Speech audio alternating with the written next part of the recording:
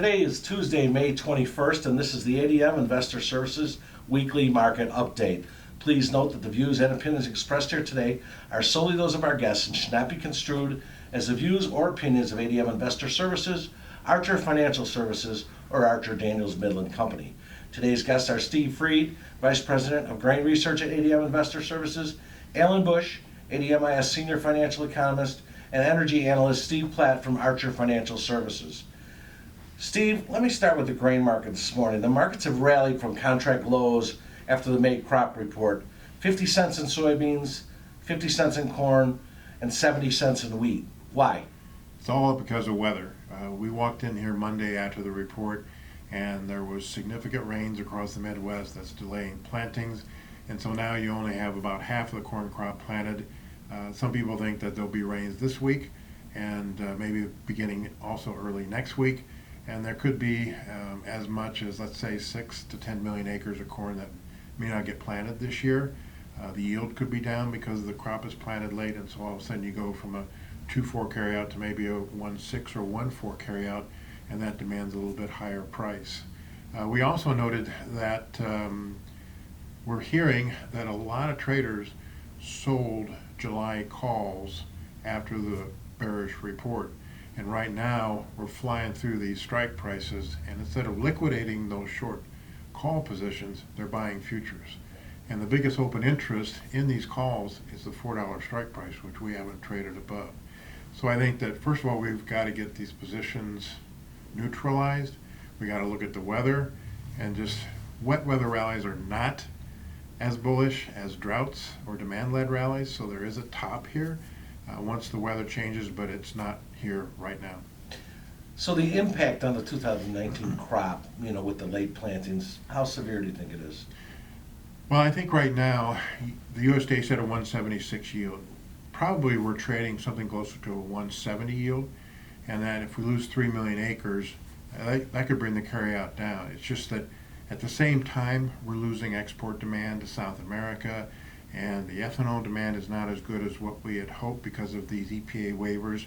And so I think that another 20 or 30 cents higher in corn could be it if the weather changes. But if it changes to a drier pattern, like we did in 1983, we could go a lot higher. So weather is still a dominating factor for the next month. Let's flip to the U.S. and China. What's the latest on the U.S.-China trade talk? No deal. And the Chinese this week had a lot of rhetoric in their editorials about how the U.S. is bullying them into a deal, and they won't accept this type of deal or pressure. So the hope is that at the G20 meeting, the two presidents get together and hammer out a deal, because I think for both of them a deal would be beneficiary. But right now the guess is that the Chinese may wait until after the 2020 presidential election to see if a Democrat in the White House will just drop all the tariffs. Steve, the demand situation in grains, what's the scenario there? Well, as I said earlier, we don't have a lot of export demand for corn and soybeans after July 1st. It's because of the competition from South America for the most part. They're cheaper, and we don't have the Chinese demand coming in. So at this time, export demand is lower than what we would like and kind of offsets the supply concerns. I'd like to turn now to Steve Platt and talk a little bit about the energy markets. Steve, what is the prospective impact on rising tensions and export sanctions between the U.S. and Iran on the oil market? Surprisingly, it has not had as big of an impact as you might have thought. I think what that suggests is that many people are thinking that you will see certain areas get around these sanctions. We have seen also the U.S. play a role in countering the loss of exports. Certainly the U.S. production levels have increased over the past few years, which has helped offset some of the losses from not only Iran, but also Venezuela as well. The U.S.-China situation, Steve, how will the trade dispute between China and the U.S. impact the oil market, if any? There's three different areas that you probably need to address. The first is certainly exports. U.S. was exporting as much as 650,000 barrels per day of crude and products to China back in June of last year, before the tariffs went into effect. That's now down to just over 100,000 barrels. Certainly a big thing has been China refraining from importing Iranian crude from the world market.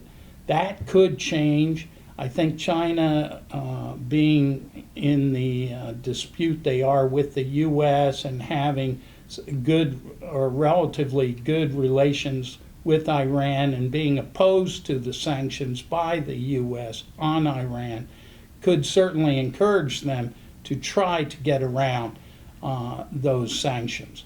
That would allow Iran to maybe move more oil into the world market than most people expect. The other thing is certainly the economic impact. That has certainly led to up and down trade in terms of our market recently. The trade sanctions have certainly had an impact not only on the U.S. economically, but also has had a greater impact on China, which has been the big driver of growth in demand for the crude oil market. Steve, you mentioned U.S. production. Looking at production domestically, what has the rising production ascendancy of the U.S. had on the underlying supply-demand dynamics of the oil market in general? It's been multifold, I think. One, you have certainly seen the U.S. come into their own in terms of making available supply to the market as becoming the largest producer of crude in the world. Second, you have also seen it lead to a real disruption, I think, to OPEC and their power within the world oil market. Their pricing ability has certainly weakened as a result of the ascendancy of the U.S. In terms of production levels.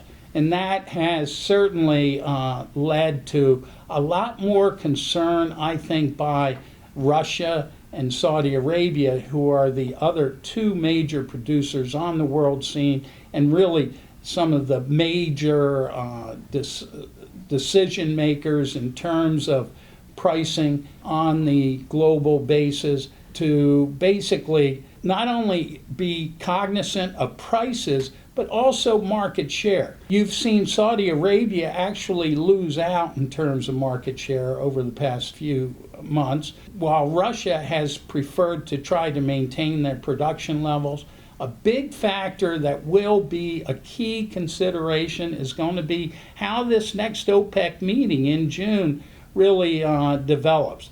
The fact that Russia and Saudis were able to get an agreement hammered together back in December was a big consideration. Now you certainly have the Russians being more, I think, wanting more of an agreement that actually recognizes that there are other players, particularly the U.S. out there, dictating prices. Ellen, let's talk a little bit about the global economy. What is your outlook for the world economy? Well, it is clearly slowing. Some reports now that GDP this year will fall to 3.2% from a global basis. And I would be totally on board with that, thinking that there is a slowing. However, I do think that the U.S. is likely to hold up relatively well. And I think that will continue all this year and well into next year. Talk about the U.S. How about China's economy? Will it hold up relative to the rest of the world? I think absolutely not. Even though they did say their GDP was better than expected in the last quarter, a lot of analysts don't believe some of the numbers that they're putting out.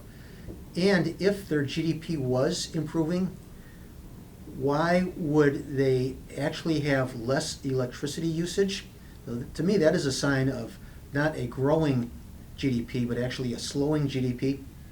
Also, China indicated their economy was holding up so well that they did not need to have any more stimulus coming into their economy. And yet, a few weeks later, they actually announced that they were cutting the reserve requirement ratio. So clearly, in my opinion, the Chinese economy is slowing, and I think it's possibly slowing more than many analysts are anticipating. Interest rates, just for a minute, what's your outlook for the interest rate futures markets now? Okay, well, first of all, there is a lot of flight to quality buying coming into various vehicles. Some of the flight to quality buying coming into the Japanese yen and the Swiss franc. But I think the best of the flight to quality vehicles is the interest rate futures markets, especially the 30-year bonds. Now, since October, the bonds have rallied over 14 full points, and I think there is a lot left to go.